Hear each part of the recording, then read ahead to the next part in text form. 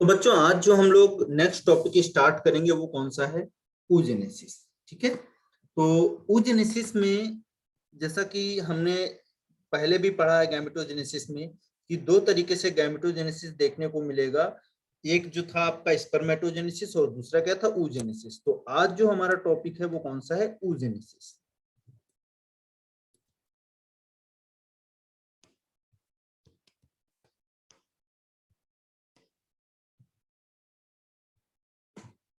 oogenesis में भी यहाँ पर तीन फेज देखने को मिलेंगी, जैसा कि पहले भी हम लोग देख चुके थे स्पर्मेटोजेनेसिस में। यहाँ पर भी तीन फेज कौन कौन सी हैं? तो पहला है मल्टीप्लिकेशन,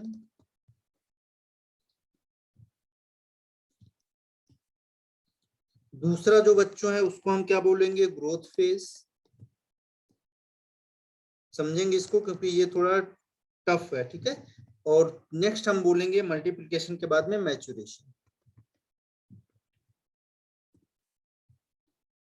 तो यहाँ पर भी तीन फेज में ये जो है क्या होता है? oogenesis कंप्लीट होती है। और oogenesis को हम क्या बोलते हैं? Formation of ovum.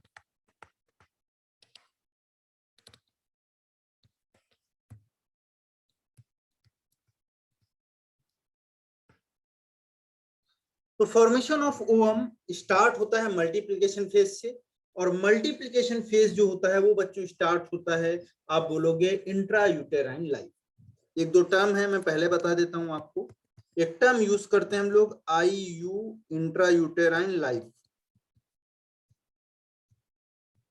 IUL, intra uterine life. इसका मतलब क्या हुआ कि एम्ब्रियोनिक कंडीशन में जब आप बात करोगे, ये हमने मान लिया एम्ब्रियोनिक कंडीशन में, यहां पर ये एम्ब्रियो जो होगा ये जब सरवाइव कर रहा होगा यहाँ पर यूट्रस में, तो आप इसकी लाइफ को क्या बोलोगे? Intra uterine life. तो ये यूटेरस हो गया, इसीलिए हम इसको टर्म देते हैं इंट्रा यूटेराइन लाइफ। यानी कि जो बच्चा है वो कहां पर है? अभी मदर के अंदर, यूट्रस में, ठीक है, वहां पर उसका डेवलपमेंट हो रहा है। क्लियर है? मल्टीप्लिकेशन फेज, ग्रोथ फेज, और उसके बाद में आप बात करते हो मैच्योरेशन फेज। तीन फेज हैं, मल्टीप्लिकेशन और ग्रोथ फेज। ये दोनों फेज जो हैं बच्चों, ये आपको देखने को मिलेंगी इंट्रा यूटेराइन लाइफ में। यानी कि जब आप बात करोगे जो फीमेल फिटस होगा या फीमेल जो एम्ब्रियो होगा, वो जो है इंट्रा यूटेराइन लाइफ में ही उसमें oogenesis स्टार्ट हो जाती है। क्या हो जाएगा? oogenesis स्टार्ट हो जाती है। कब? तो आप बोलोगे बच्चों, स्टार्ट हो जाती है इंट्रा यूटेराइन लाइफ में। यानी कि मदर जो है, ये मदर का जो यूटेरस है, इसी के अंदर जब वो होता है डेवलपमेंटल पीरियड के टाइम पर, तभी इस अगर फीमेल एम्ब्रियो है तो उसमें क्या होने लगेगा? oogenesis होने लगेगा। क्या होने लगेगा? oogenesis होने लगेगा। और oogenesis होने की वजह से ही यहाँ पर कंप्लीट नहीं होगा, केवल मैंने क्या बोला? oogenesis स्टार्ट होगा। क्लियर है? फीमेल फिटस में, ठीक है। तो फीमेल फिटस है, उसमें oogenesis स्टार्ट हो गया इंट्रायूटेराइन लाइफ में, और दो फेज कंप्लीट हुई जिनको हमने बोला मल्टीप्लिकेशन एंड ग्रोथ फेज, ठीक है। और मैच्योरेशन फेज जो होता है वो स्टार्ट होगा लेकिन कंप्लीट नहीं होगा। मैंने क्या बोला? मैच्योरेशन फेज जो होगा वो स्टार्ट होगा लेकिन कंप्लीट नहीं होगा। वो दोबारा फिर से जो है रिज्यूम होगा या दोबारा फिर से कंटिन्यू किया जाएगा। कब? जब जो है प्यूबर्टी आएगी उसके बाद। तो जैसे प्यूबर्टी स्टार्ट होगी तो पहले मेंस्ट्रुअल साइकिल से क्या होगा?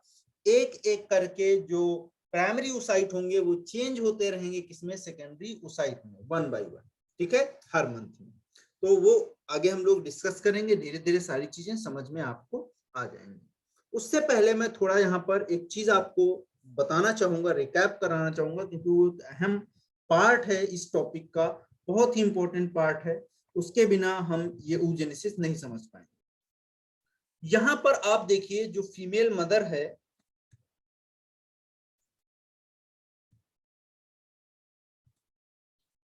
ये हमने मान लिया ओवरी है, ठीक है।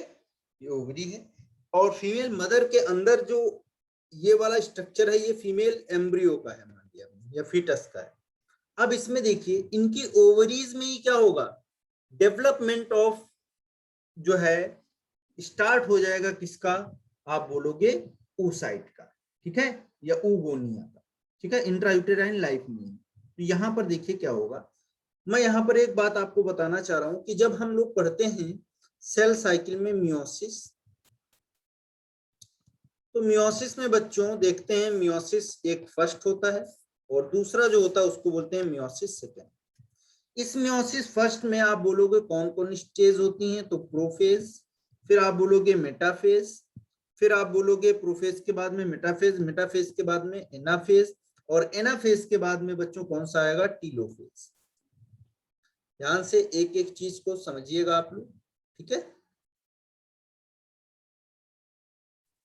अब देखिए, तो prophase first, metaphase first, anaphase first and telophase first, ये हो गई। और फिर उसके बाद में आप बच्चों बोलोगे यहां पर क्या होगा, मियोसिस सेकेंड में क्या होगा, तो आप बोलोगे ये मियोसिस फर्स्ट हो गया और ये क्या हो गया, मियोसिस सेकेंड हो गया, मैच्योरेशन। तो प्रोफेज सेकेंड, मेटाफेज सेकेंड, फिर आप बोलोगे मेटाफेज के बाद में एनाफेज सेकेंड, और एनाफेज के बाद में फिर से आप बच्चों बोलोगे यहां पर क्या आएगा, टीलोफेज सेकेंड, ठीक है। ये मियोसिस फर्स्ट है, ये मियोसिस सेकेंड है, या इसी को हम बोलते हैं मैच्योरेशन जो है आपका फेज। तो मैच्योरेशन फेज जो होगा वो आप बोलोगे स्टार्ट कहां से होगा, तो स्टार्ट होगा इन एम्ब्रियो, एम्ब्रियो में स्टार्ट हो जाएगा, और एम्ब्रियो में स्टार्ट होगा जब एम्ब्रियोनिक कंडीशन में फीमेल होगा तभी स्टार्ट हो जाएगा, ये दोनों कंप्लीट होंगे उसके बाद में ये स्टार्ट हो जाएगा। और आके अरेस्ट कहां पर हो जाएगा, तो आप बोलोगे ये आके अरेस्ट हो जाता है प्रोफेज फर्स्ट में, और प्रोफेज फर्स्ट की एक स्टेज होती है उसको बोलते हैं डिप्लोटीन। तो डिप्लोटीन में आके जो सेल साइकिल थी वो अरेस्ट हो गई, यानी कि अब वो सारे जितने oogonia होंगे या जो आपके प्राइमरी oocyte होंगे वो सारे क्या होंगे, प्रोफेज फर्स्ट में अरेस्ट हो गए। अब जब वो अरेस्ट हो गए दोबारा उनका जो है वो साइकिल दोबारा कब स्टार्ट होगी, तब आप बोलोगे जब वो प्यूबर्टी को गेन कर लेंगे, लगभग 12 साल बाद में वो क्या करेंगे, प्यूबर्टी को फीमेल गेन करेगी आफ्टर द बर्थ, और जब 12 साल की होगी तो पहला मेंस्ट्रुअल साइकिल होगा, और आप बोलोगे 1 बाय 1 करके फिर क्या होगा, जो प्राइमरी oocyte होंगे वो आगे जाके किसमें चेंज हो जाएंगे, सेकेंडरी oocyte में चेंज हो जाएंगे। तो आगे से हम पढ़ेंगे 1 बाय 1 करके सारी चीजों को, अभी आप लोग बेसिक समझिए, ठीक है।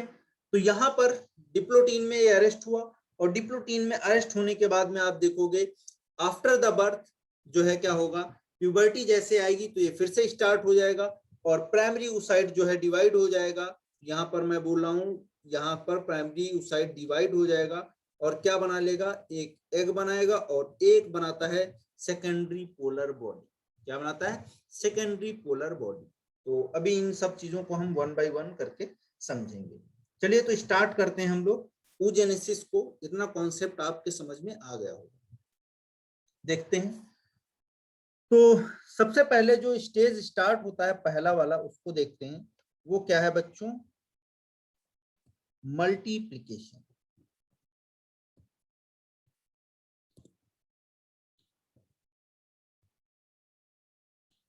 मल्टीप्लिकेशन में आप बोलोगे एक ये सेल है जिसको हम बोलते हैं oogonia। क्या है बच्चों, oogonia। oogonia डिवाइड होगा, मल्टीप्लिकेशन होगा, यानी कि 2n नंबर ऑफ क्रोमोसोम की सेल्स हैं, यहाँ पर हम लिख लेंगे ये कैसी हैं, डिप्लॉयड नेचर की हैं। oogonia मल्टीप्लाई करेंगी इसीलिए मल्टीप्लिकेशन फेज में देखेंगे, और यहाँ पर क्या होगा, ये और ज्यादा oogonia बना लेंगी, और इनका नंबर भी बच्चों क्या होगा, तो आप बोलोगे ये भी 2n नंबर ऑफ क्रोमोसोम की सेल्स होंगी oogonia, ठीक है। ये भी कैसी हैं, 2n नंबर ऑफ क्रोमोसोम। ये सारा काम हो कहां पर रहा था, तो आप बोलोगे इंट्रा यूटेराइन लाइफ में। कहां पर हो रहा था, इंट्रा यूटेराइन लाइफ में हो रहा था। ठीक है। अब देखिए इस ऊगोनिया से क्या बनेगा, तो बच्चों आप बोलोगे इस ऊगोनिया से बनेगा, आगे जाके डेवलप होगा, उसको हम बोलेंगे प्राइमरी oocyte। क्या बोलेंगे इसको, प्राइमरी oocyte। एक बात आप याद रखिएगा, जितना उगोनिया बनेगा वो सारा एम्ब्रियोनिक इट जो है स्टेज में बनेगा या इंट्रा यूटेराइन लाइफ में बनेगा। बर्थ के बाद में कोई एडिशनल उगोनिया का फॉर्मेशन नहीं होगा। फिर से मैं रिपीट कर रहा हूं, मैंने बोला कि जितने भी उगोनिया होंगे वो सब इंट्रा यूटेराइन लाइफ में होंगे। जब फीमेल फिटस मदर के अंदर डेवलप हो रहा होगा तो उसकी ओवरी में उगोनिया बन रहे होंगे, लेकिन आफ्टर द बर्थ उसमें कोई उगोनिया का एडिशन नहीं होगा। क्लियर है, चलिए देखते हैं। तो उगोनिया जो था 2n नंबर ऑफ क्रोमोसोम, यहां पर आप बोलोगे उगोनिया ग्रोथ करेगा, तो दूसरा स्टेज जो आएगा बच्चों वो कौन सा आ जाएगा, ग्रोथ फेज। और ग्रोथ फेज भी कैसा है, इंट्रा यूटेराइन लाइफ। तो ये मल्टीप्लिकेशन और ग्रोथ दोनों कहां पर हो रहे हैं, तो आप बोल रहे हो इंट्रा यूटेराइन लाइफ में ही हो रहा है, यानी कि फीमेल फीटस जब मदर के यूटरस में है तो वहां पर मल्टीप्लिकेशन और ग्रोथ दोनों हो जा रही है। तो जो उगोनिया है वो ग्रो करके किसमें चेंज हो जाएंगे, तो आप बोलोगे दे चेंजेस इनटू प्राइमरी, क्या बोलोगे बच्चों, प्राइमरी oocyte। इसमें चेंज हो जाएंगे प्राइमरी oocyte। और जैसे प्राइमरी oocyte में चेंज होंगे सारे उगोनिया, वैसे ये क्या हो जाएगा, सारे प्राइमरी oocyte अरेस्ट हो जाएंगे किसमें, प्रोफेज 1 में। तो हम यहां पर लिख लेंगे primary oocyte arrested in prophase first या प्रोफेज 1 इन डिप्लोटीन। तो प्रोफेज फर्स्ट की जो एक स्टेज होती है जिसको हम क्या बोलते हैं, डिप्लोटीन, वहां पर जाके ये सारे प्राइमरी oocyte ओवरीज के, दोनों ओवरीज के वो अरेस्ट हो जाएंगे किसमें, प्रोफेज 1 की जो है डिप्लोटीन स्टेज में अरेस्ट हो जाएंगे। ठीक है, अब देखिए इतनी बात क्लियर है। ये भी 2n नंबर का था और प्राइमरी oocyte भी बच्चों कितना है, डिप्लॉयड स्ट्रक्चर शो करेगा। यहाँ पर भी 2n नंबर ऑफ क्रोमोसोम देखने को मिलेगा।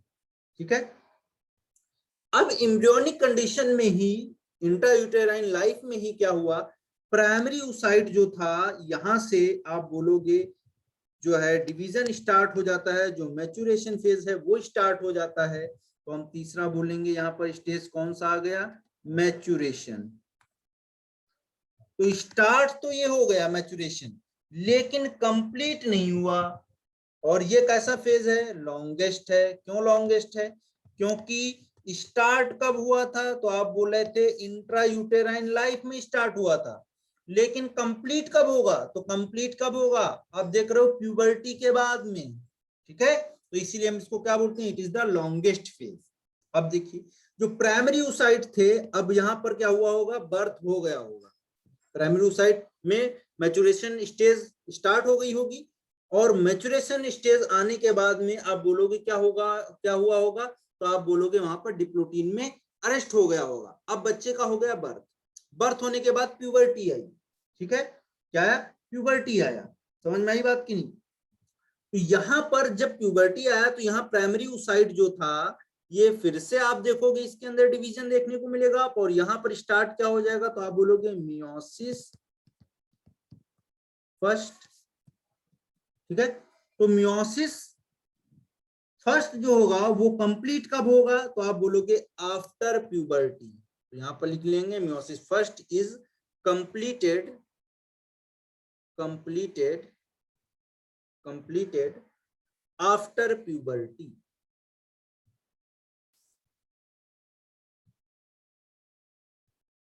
तो प्यूबर्टी के बाद बच्चों क्या होगा, मियोसिस फर्स्ट जो होगा वो कंप्लीट हो जाएगा। और जैसे प्यूबर्टी के बाद मियोसिस फर्स्ट कंप्लीट होगा तो दो सेल्स बन जाएंगी। एक जो बनेगी उसको आप बोलोगे सेकेंडरी oocyte,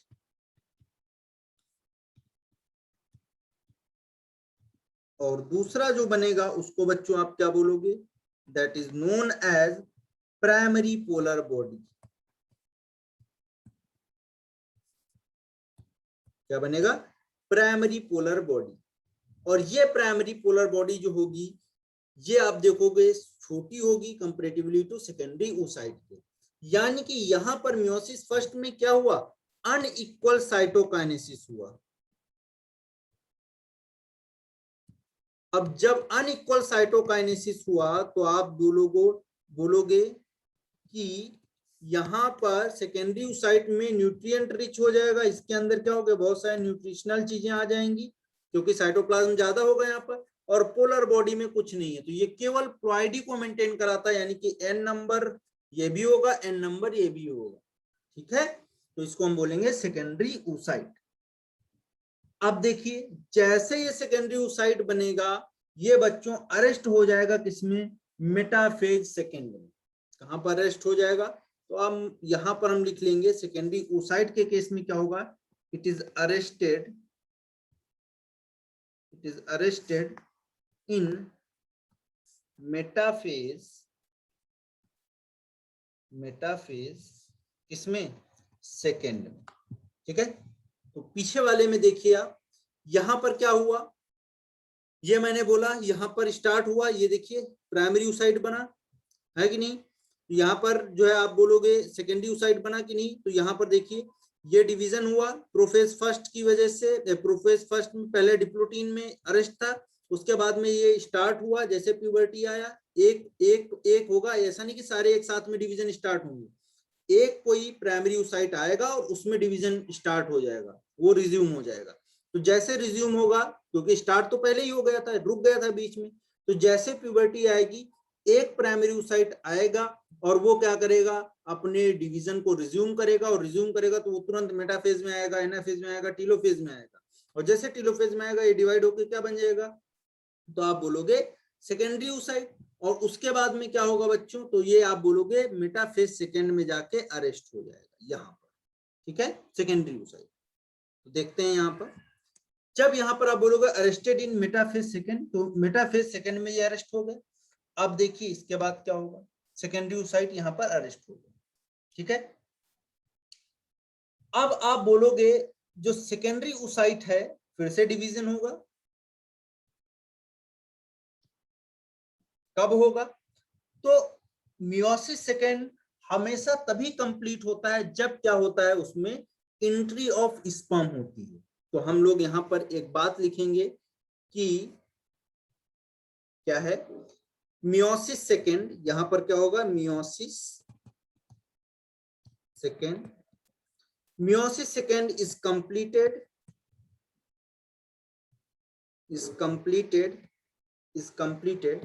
after entry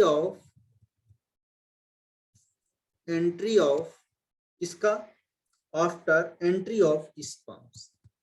तो अगर स्पर्म आएगा, फ्यूज करेगा, पेनिट्रेट करेगा, एंट्री करेगा, तब तो मियोसिस सेकेंड होगा। अदरवाइज ये सेकेंडरी oocyte और पोलर बॉडी अगर ऐसे ही अगर मान लो कोई पॉपुलेशन नहीं हो रहा है, मेटिंग नहीं हो रहा है, तो क्या होगा? जनरली सेकेंडरी oocyte और प्राइमरी जो पोलर बॉडी यही क्या होंगे? Outside the body menstrual flow के थ्रू रिलीज कर दी जाएंगे हर महीने में। लेकिन अगर मान लो वहां पर पॉपुलेशन हुआ है, वहां पर आप बोलोगे मीटिंग हुआ है, और अगर फर्टिलाइजेशन हो गया है, या आप बोल सकते हो कि अगर स्पर्म्स जो है वहां पर जाके उसको फर्टिलाइज कर दिया है, ओवम को या सेकेंडरी oocyte को, एक ही बात है आपके रिस्पेक्ट में, चाहे आप सेकेंडरी oocyte बोलो चाहे ओवम बोलो, क्योंकि क्वेश्चन ऐसे ही पूछते हैं कि how many secondary oocytes are released per month, ऐसे करके। ठीक है, तो आप बोलोगे ओवम बोले, सेकेंडरी oocyte, आपके रिस्पेक्ट में एक ही बात है। ठीक है, बाय डिफॉल्ट उन्होंने यही लिखा है। तो आप बोलोगे meiosis second is completed after the entry of sperm. तो जैसे स्पर्म एंट्री करेगा इसमें, इन सेकेंडरी oocyte में, वैसे ही बच्चों क्या होगा? आप बोलोगे मियोसिस सेकेंड जो होगा वो जो है कंप्लीट हो जाएगा। तो वहां पर होगा क्या? जैसे वो कंप्लीट होगा सेकेंडरी oocyte, अब हम इसको क्या बोल देंगे? It is known as ovum, या इसी को हम बोल देते हैं ओटिड। क्या बोल देते हैं? ओवम या ओटिड। और डिवाइड होके बच्चों यहाँ पर क्या बन जाएगा आपका, तो आप बोलोगे सेकेंड पोलर बॉडी। तो एनसीईआरटी बोलती है कि ह्यूमन फीमेल में जो है मैक्सिमम 2 पोलर बॉडी बन सकती है, एक पहले एक ये, ठीक है। लेकिन अदर मैमल्स में 2 से ज्यादा भी बन जाते हैं, ठीक है। तो यहाँ पर क्या होगा, ओवम जो होगा उसका भी अभी भी कैसा है, प्लॉइडी कैसा है, तो आप बोलोगे n नंबर ऑफ क्रोमोसोम, ठीक है। तो ये इस तरीके का जो है स्ट्रक्चर हमें देखने को मिलेगा। अब अगर फर्टिलाइजेशन हो गया तो आप क्या बोलोगे, अगर यहाँ पर स्पर्म आया तो स्पर्म आएगा ही, तभी तो पेनिट्रेट करेगा।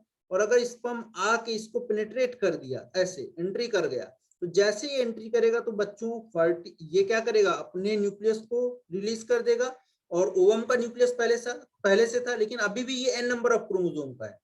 अब जब ये इनका मिक्सिंग हो जाएगा दोनों न्यूक्लियस का, दोनों न्यूक्लियस मिल जाएंगे, तो आप बोलोगे इसको क्या, जाइगोट। और जाइगोट कैसा होता है, तो आप बोलोगे 2n नंबर ऑफ क्रोमोसोम, ठीक है। तो देखिए क्वेश्चंस बहुत सारे बनते हैं यहाँ पर।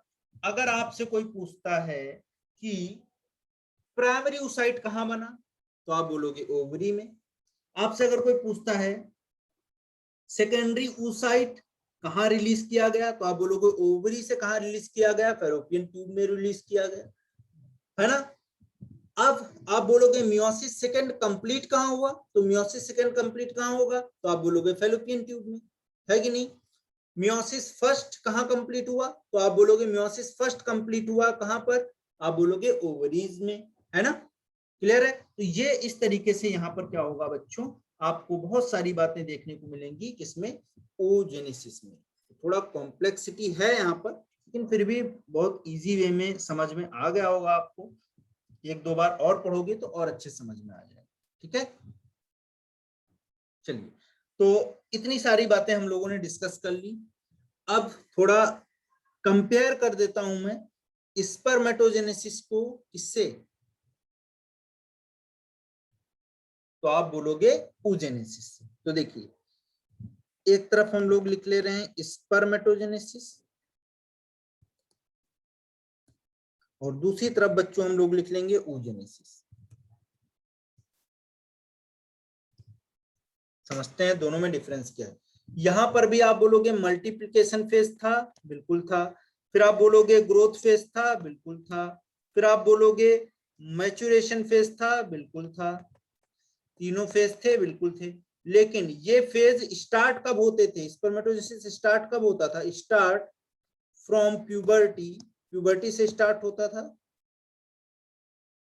और टिल कब तक, एंड ऑफ लाइफ, या आप 65 के आसपास जो है मान के चलिए, ठीक है। तो ये स्पर्मेटोजेनेसिस मेल में, और ये किसमें होता था, फीमेल में। oogenesis में भी तीनों फेज थे, मल्टीप्लिकेशन भी था, ग्रोथ भी था, ग्रोथ के अलावा मैच्योरेशन भी था। सब था कि नहीं था, बिल्कुल था। तो यहाँ पर सब कुछ था, लेकिन आप देखिए ये दोनों फेज कहाँ थे, इंट्रा यूटेराइन लाइफ में थे कि नहीं, मदर के जो यूट्रस था उसी में दोनों कंप्लीट हो जा रहे थे, है कि नहीं। लेकिन मैच्योरेशन जो है वो स्टार्ट तो हो गया था वहीं पर ही, लेकिन है ना, कंप्लीट कहां पर हुआ था, तो आप बोल रहे थे कि ये कंप्लीट हो रहा था जो है आपका आफ्टर द प्यूबर्टी। तो प्यूबर्टी के बाद में ये क्या हो रहा था, हर महीने मेंटेन हो रहा था या कंप्लीट हो रहा था, ठीक है। तो यहां पर देखते हैं, यहां पर आप बोल रहे थे कि जो आपका स्पर्मेटोगोनिया थे,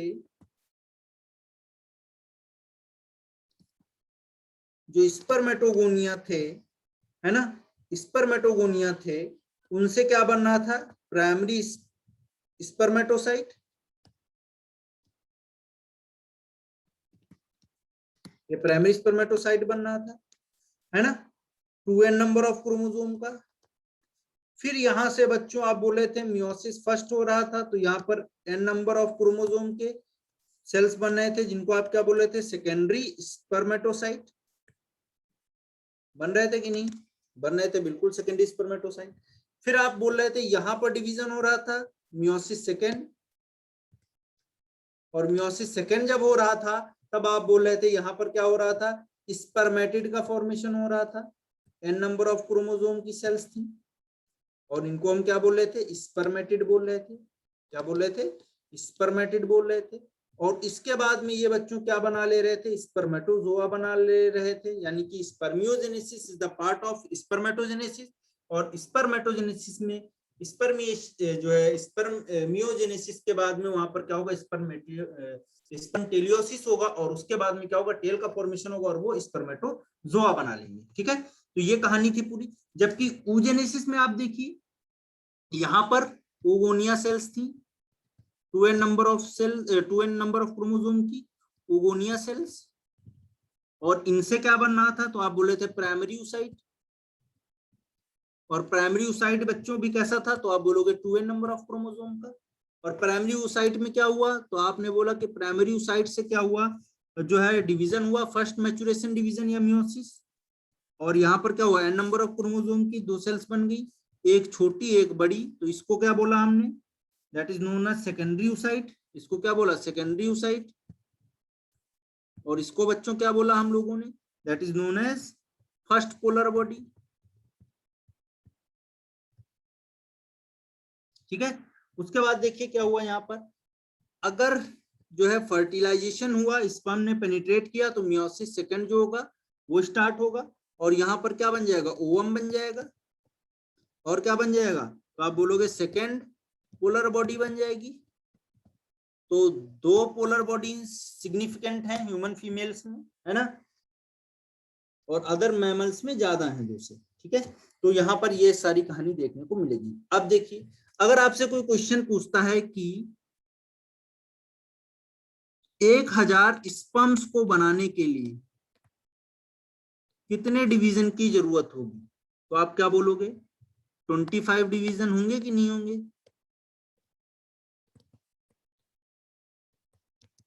होंगे कि नहीं होंगे। अगर आपसे कोई पूछता है 100 एग बनाने के लिए कितने डिवीजन चाहिए, तो इसमें 100 चाहिए आपको, चाहिए कि नहीं चाहिए, क्योंकि यहाँ तो एक ही बनना है ओवम एक बार में, एक ओगोनिया से, है कि नहीं, तो ये 100 चाहिए। आपसे अगर कोई पूछता है कि 100 जाइगोट बनाने के लिए कितने डिवीजन चाहिए, तो आप दोनों को जोड़ दोगे, 100 जाइगोट को बनाने के लिए कितने चाहिए, तो आप बोलोगे 100 स्पर्म्स चाहिए और प्लस कितने चाहिए, 100 एग चाहिए, बिल्कुल चाहिए। तो 100 स्पर्म्स के लिए कितनी बार सेल डिवीजन कराओगे, तो आप बोलोगे 25, प्लस एक्स कितनी बार कराओगे, तो आप बोलोगे 100 टाइम्स। तो टोटल कितना आ जाएगा बच्चों, तो आप बोलोगे 125 सेल डिवीजन। ठीक है, तो ये कुछ बेसिक्स थी, कुछ छोटी छोटी बातें थी जो हम लोगों ने आज डिस्कस की, किसके बारे में, ये जो है oogenesis के बारे में। ठीक है, चलिए, ओके, थैंक यू।